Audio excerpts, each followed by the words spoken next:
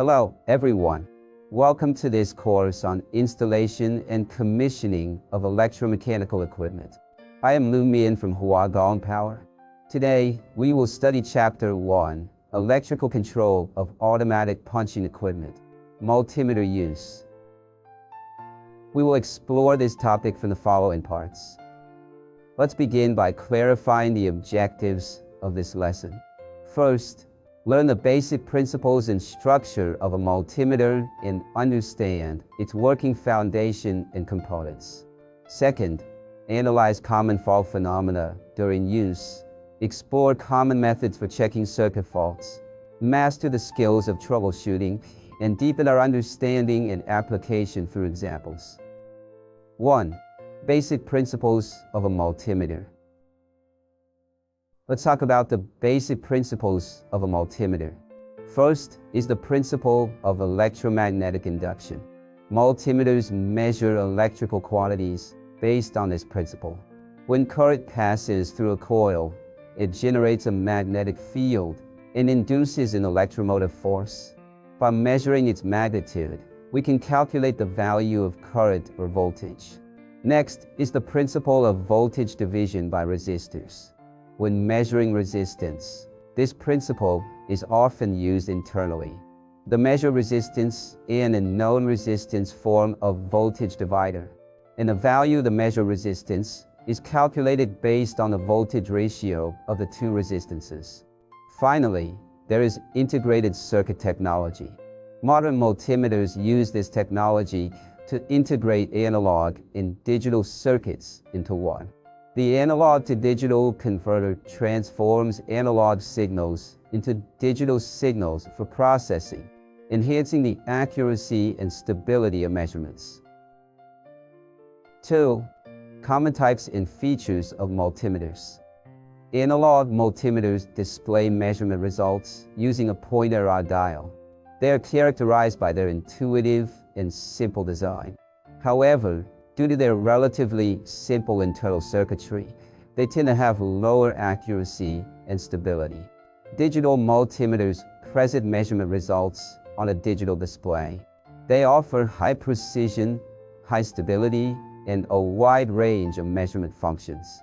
Additionally, they often come with practical features such as data hold and auto power off. Handheld multimeters are portable measurement tools. They're small in size and lightweight, making them easy to carry. Typically, they have basic functions for measuring voltage, current, and resistance, and are suitable for quick on-site measurements. 3. General measurement methods for circuit faults. 1. Voltage measurement method. Let's discuss the voltage measurement method, step-by-step voltage measurement, in general circuit fault measurement methods. When SB2 is pressed and KM1 does not engage, it indicates that there is a fault in the circuit. During troubleshooting, first measure the voltage at R1 and S1. If the voltage is normal, then hold down SB2, connect the black probe to S1, and sequentially touch points 4, 3, 2, and 1 with the red probe to measure the voltage. Under normal circumstances, the voltage at each step should be 220 volts. If there is no voltage between S1 and 4, it indicates an open circuit. At this point, move the red probe forward to the point where the voltage is normal. The contacts or wiring after this point are where the open circuit is located. Another voltage measurement method is the segmented voltage measurement method, as shown in the figure. First, use the voltage range of the multimeter to test the voltage between points R1 and S1. If the voltage is 220 volts, this indicates that the supply voltage is normal. Next, measure the voltage between adjacent points, namely R1 to 1, 1 to 2, 2 to 3, 3 to 4, and 4 to S1. Under normal conditions, except for the voltage between points 4 and S1 in the circuit being equal to 220 volts, the voltage between any other adjacent points should be 0. If the voltage between any adjacent points is measured to be 220 volts, This indicates that there is poor contact or an open circuit in the contacts in connecting wires between these 2 points. You must thoroughly understand this measurement logic, as it is crucial for troubleshooting circuit faults. 2. Resistance measurement method. There are also 2 resistance measurement methods. First is the step-by-step resistance measurement method. Press the start button SB2. If the contactor KM1 does not engage, it indicates that there is a fault in the electrical circuit. When checking, first disconnect the power supply, hold down SB2, and use the resistance range of the multimeter to measure the resistance between points R1 and S1. If the resistance is infinite, it indicates an open circuit. Then measure the resistance between each segment, namely R1 to 1, R1 to 2, R1 to 3, and R1 to 4. If the resistance suddenly increases at a certain point, it suggests that there's an open circuit in the contacts or wiring before that point, usually the first contact or connection before that point. Be sure to disconnect the power supply before measuring to ensure operational safety and accurate measurement. Second, the segment of resistance measurement method. As shown in the figure, when checking, first cut off the power supply, press SB2, and then measure the resistance between each segment, namely R1 to 1, 1 to 2, 2 to 3, and 3 to 4. The resistance between points 3 and 4 is the internal resistance of the KM coil.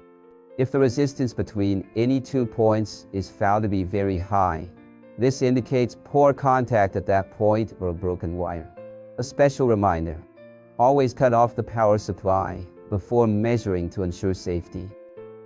4. Case analysis. Let's take a look at a circuit fault analysis problem.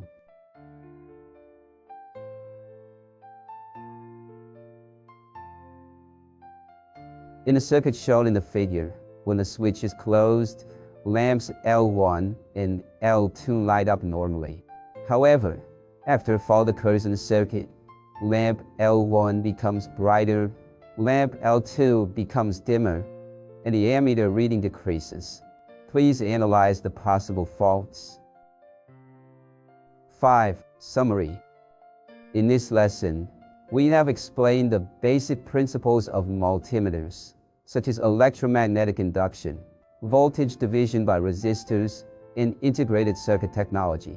We have introduced the characteristics of analog multimeters, pointer display, intuitive but less precise, digital multimeters, digital display, high precision and multiple functions, and handheld multimeters, portable, suitable for quick on-site measurements.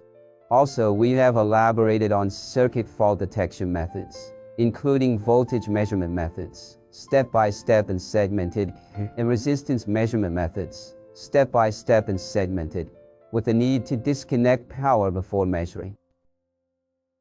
Lastly, please complete the exercises after class. That's all for this lesson. Thank you for your attention. See you next class.